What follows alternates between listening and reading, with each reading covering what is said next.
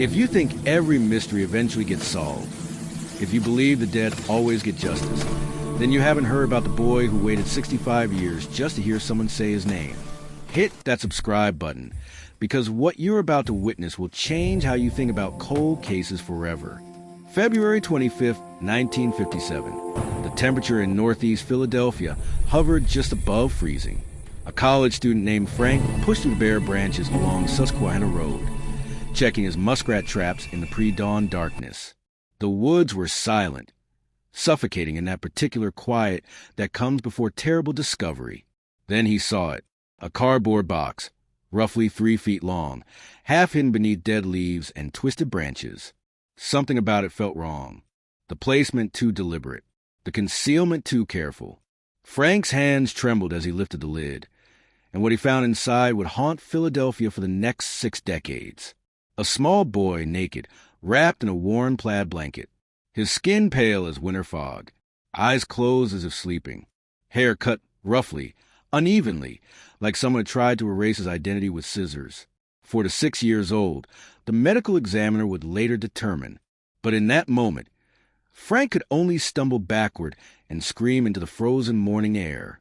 Detective Samuel Weinstein arrived within the hour, his jaw tightening as he stared into that box. 20 years on homicide had shown him countless horrors, but this child, discarded like garbage in the woods, struck something deeper. The boy's body told stories no child should have to live. Scars, old and fresh. Signs of chronic malnourishment. Evidence of sustained abuse. And then the fatal blows to his small head that had finally ended his suffering. But the most haunting detail was what wasn't there. No identification. No clothing. No missing persons report that matched. The J.C. box was mass-produced, untraceable. The plaid blanket could have come from anywhere. Someone had methodically stripped away every clue to who this child had been, then dumped him in the woods like he'd never existed at all. Philadelphia police launched the most extensive missing persons investigation in the city's history. 400,000 flyers printed and distributed nationwide. Every single one showed the boy's photograph, dressed in donated clothes, positioned to look peacefully asleep. The caption read in bold letters, "This unknown boy's brutal slaying is your business." Detective Weinstein pinned one to his office wall and made a silent vow. He would find this child's name.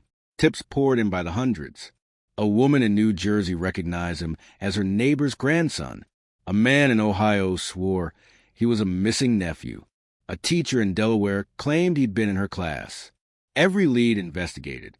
Every single one a dead end. The J.C. box was traced to a store in Upper Darby, 12 miles away. Detectives interviewed every employee, every customer who might have purchased a bassinet in the weeks before the murder. One man came forward claiming he'd bought a bassinet there and discarded the box near where the body was found. But his story crumbled under questioning. The timeline didn't match. The details didn't align. Then in 1960, 3 years after the discovery, a woman walked into the police station. She refused to give her name, insisting investigators call her only M. Her hands shook as she spoke, her voice barely audible. She told Detective Weinstein something that made his blood freeze. She claimed her mother ran a foster home and had purchased the boy from his desperate parents, that the woman had kept him locked away like an animal, that she'd beaten him to death one night after he vomited his dinner, that she'd bathed his body afterward and cut his hair to hide his identity. M could describe details never released to the public. The plaid blanket, the haircut, the exact location of the body. Every word seemed to confirm the nightmare she was describing. Detective Weinstein assembled a team and raided the address M provided. They searched every inch, interviewed neighbors, tore up the basement floor looking for evidence. They found nothing, not a single trace of the boy having ever been there. No physical evidence, no corroboration, no proof. Was M telling the truth, or was she delusional? The investigators couldn't say. She disappeared back into anonymity, leaving more questions than answers. The boy was buried in Ivy Hill Cemetery with a headstone that read, "Heavenly Father, bless this unknown boy." But something remarkable happened. Strangers refused to let him be forgotten. Year after year, Flowers appeared at his grave. Toys on birthdays no one knew. Teddy bears keeping vigil through every season. The original investigators retired. Some died. The case files gathered dust. But in the evidence room, his DNA sat waiting in cold storage, waiting for technology that didn't exist in 1957, waiting for someone to finally listen to what the dead had been trying to say all along. Detective Alicia Lane stood in the cold storage room of the Philadelphia Police Department, holding an evidence bag that had remained sealed for over 6 decades. Inside were biological samples taken from the unknown boy back in 1957. Technology that seemed like science fiction when this child died was now routine. She knew what had to be done.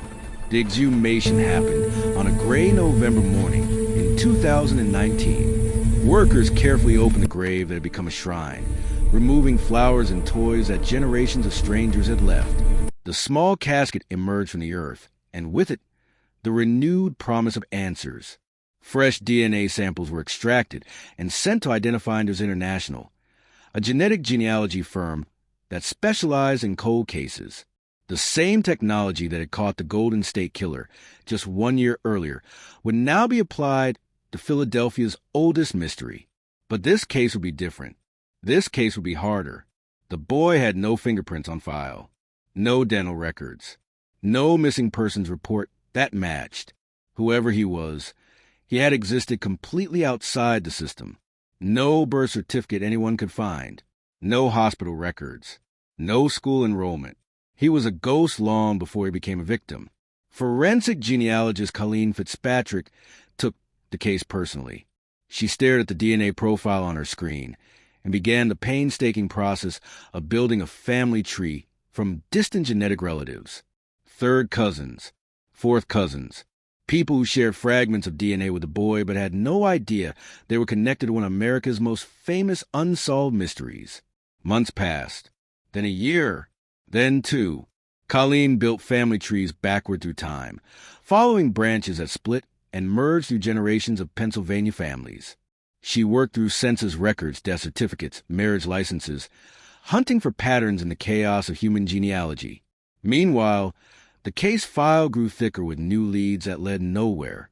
A woman in Florida claimed the boy was her brother, stolen from their family in the 1950s. DNA tests proved she was wrong. A man in Texas insisted he was the boy, that he'd survived and been adopted. Another DNA test, another dead end. The frustration mounted with each false hope. But Colleen kept working. She identified a family line that seemed promising. Polish immigrants who'd settled in Philadelphia in the early 20th century. A family that had suffered poverty, mental illness, tragedy. A family with gaps in their records. Children who appeared and disappeared from documentation like smoke. Then in March of 2022, 3 years after the exhumation, Colleen found him. A birth record, barely legible, filed in a Philadelphia hospital. Joseph Augustus Zarelli. Born January 13, 1953. Parents listed as Joseph Zarelli Sr. and Mary Elizabeth Zarelli. The family tree clicked into place. The DNA matched. After 65 years, the boy in the box had a name. But having a name opened darker questions instead of providing closure. Detective Lane began investigating the Zarelli family, and what she uncovered made the decades-old mystery even more haunting. Joseph Zarelli Sr. had died in 1961, just 4 years after his son's body was found. He'd never reported a missing child, never came forward when those 400,000 flyers circulated. He'd taken whatever he knew to his grave. Mary Elizabeth Zarelli lived until 1973, 16 years of silence before her death. She too had never reported her son missing. Never claimed the body that lay in Ivy Hill Cemetery, just miles from where she lived. The mother who should have mourned him had acted as if he'd never existed. Investigators tracked down surviving relatives. A niece, elderly now, remembered whispers about a child who'd been sent away. A cousin recalled Mary Elizabeth's struggle with mental illness, the poverty that crushed the family, the shame that surrounded children who were deemed too difficult to handle. The picture that emerged was devastating. Joseph hadn't been kidnapped by strangers. He hadn't been the victim of a random predator. He'd been disappeared by the people who should have protected him. Given away, sold, abandoned, the details lost of time and death. But given to whom? That was the question that still had no answer. Who had custody of Joseph in those final days? Who had beaten him so severely that his small skull fractured? Who had bathed his body and cut his hair and placed him in that box like he was something to be discarded? The mysterious M from 1960 suddenly seemed more credible. Her story about a woman who took in children, who kept them hidden, who killed in rage, might not have been fantasy after all. Detective Lane pulled every foster care record from the 1950s. She interviewed social workers who were children themselves back then. She searched for any woman in the Philadelphia area who might have run an unofficial, unlicensed foster home. And then she found something that made her hands shake as she read it. A police report from 1958, 1 year after Joseph's body was discovered. A complaint about a woman who kept foster children in her basement. The complaint had been investigated and dismissed. The woman's name was redacted in the old files, lost to privacy laws and time. But Detective Lane knew that woman had answers. She knew that somewhere in Philadelphia's past, a killer had walked free for 65 years. The question was whether anyone was left alive who remembered the truth. December 8th, 2022. The Philadelphia Police Department called a press conference that would make international headlines. Commissioner Danielle Outlaw stood at the podium. Behind her, a photograph of a small boy with blue eyes and a gentle face. After 65 years, America's unknown child finally had an identity. Joseph Augustus Sorelli, 4 years old when he died, gone but no longer forgotten. The announcement rippled through the true crime community like an earthquake. Podcasters, investigators, families who followed the case for generations all felt the same bittersweet emotion. Relief that he had his name back. Devastation that justice might still be impossible. Detective Lane stood in the back of that press conference room, watching reporters scribble notes and cameras flash. She felt the weight of what they'd accomplished and the heavier weight of what they couldn't do, because identifying Joseph was only half the battle. Finding his killer was proving to be an entirely different war. The DNA breakthrough that gave Joseph his name couldn't tell them who'd murdered him. Both his parents were long dead. The mysterious foster mother M had described was either a ghost or a liar or both. The trail had gone cold decades before modern forensics could warm up again. But the announcement did something unexpected. It brought people out of the shadows. Within days of revealing Joseph's identity, tips flooded in from elderly Philadelphia residents who suddenly remembered things they'd buried for 65 years. A woman in her 80s recalled her neighbor in the 1950s, a stern woman who'd always had too many children in her house. Children who never played outside, never went to school, never seemed quite right. A man in his 70s remembered his mother whispering about a boy who disappeared from a house on their street. How the woman who ran that house had suddenly moved away in early 1957, just weeks before Joseph's body was found. A retired social worker came forward with a confession that ate at her soul. In 1956, she'd visited a home on Glenview Street where children were being kept in deplorable conditions. She'd filed a report. The report had been ignored, buried under bureaucratic red tape, and a system that didn't want to acknowledge how badly it was failing the most vulnerable. That address on Glenview Street became the focus of Detective Lane's investigation. Property records showed it had been owned by a woman named Martha. No last name in the old documents, just Martha, who'd run what neighbors euphemistically called a boarding house for troubled children. Martha had died in 1979, taking her secrets with her, but her daughter was still alive. 86 years old now, living in a nursing home in New Jersey. Her name was Martha Jr., though everyone had always called her by her middle name. Her middle name was M. Detective Lane sat across from the elderly woman in a sterile visiting room that smelled of disinfectant and old age. M's hands trembled, but not from palsy, from memory, from guilt that had festered for 65 years. "I tried to tell them," M whispered, tears streaming down her weathered face. "I told them in 1960, but they didn't believe me. They thought I was crazy." She'd been telling the truth all along.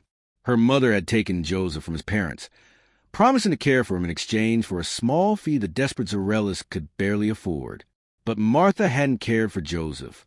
She locked him in the basement with other forgotten children, feeding them scraps, beating them when they cried. The night Joseph died, he'd vomited at dinner. Martha's rage had been swift and brutal. The fatal blows, the panic afterward. Em had helped her mother clean the body, cut his hair, wrap him in that plaid blanket. She'd been 19 years old and terrified of the monster who'd raised her. I couldn't save him, Em sobbed. But I thought if I told the police, they'd at least know what happened. They'd at least give him a proper burial with his name. Instead, her confession had been dismissed, filed away as the ramblings of an attention seeker. And Joseph had remained unknown for 6 more decades. Detective Lane recorded every word. The confession was detailed, credible, devastating. But Martha was dead. The statute of limitations on everything except murder had long expired. And Em herself, an elderly woman who'd been an accomplice under duress at 19, presented an impossible ethical question. The prosecutor reviewed the case and made the difficult decision. Em would not face charges. She'd been a victim too, trapped by her mother's violence and a system that hadn't believed her when she tried to do the right thing. Joseph's case was officially closed, not solved in the traditional sense, but resolved. The truth was known even if justice remained elusive. At Ivy Hill Cemetery, workers installed a new headstone. This one read, Joseph Augustus Zarelli, January 13, 1953, February 1957. The Boy in the Box. America's unknown child. Finally home. Finally named. The toys and flowers continued to appear at his grave, but now they came with notes addressed to Joseph by name. Rest in peace, Joseph. You're remembered, Joseph. Justice may be delayed, but you are loved. Detective Lane visited the grave on the anniversary of the case being closed. She placed a small toy car at the base of the headstone, the kind a 4-year-old boy might have loved if he'd ever had the chance to play. I'm sorry it took so long, she whispered to the cold marble. I'm sorry we couldn't give you justice. But at least now everyone knows you existed. Everyone knows your name. As she walked away, her phone buzzed. Another cold case. Another victim waiting for someone to care enough to find the truth. Because the thing about cold cases is they're never really cold. They're just waiting for technology to advance, waiting for someone to finally ask the right questions, waiting for the moment when the dead can finally speak their truth. Joseph Augustus Zarelli waited 65 years, and in the end, he got something most victims never do. He got his name back. He got his story told. He got remembered not as an unknown tragedy, but as a real child who'd lived and suffered and deserved so much better than the world gave him. If Joseph's story proves anything, it's that justice has no expiration date. Cold cases can warm up. The dead can speak. And sometimes, after decades of silence, the truth finally breaks through. Hit subscribe if you believe every victim deserved their name back. Because there are thousands more Joseph Zarellas out there, waiting in evidence rooms and old case files, waiting for someone to finally bring them home.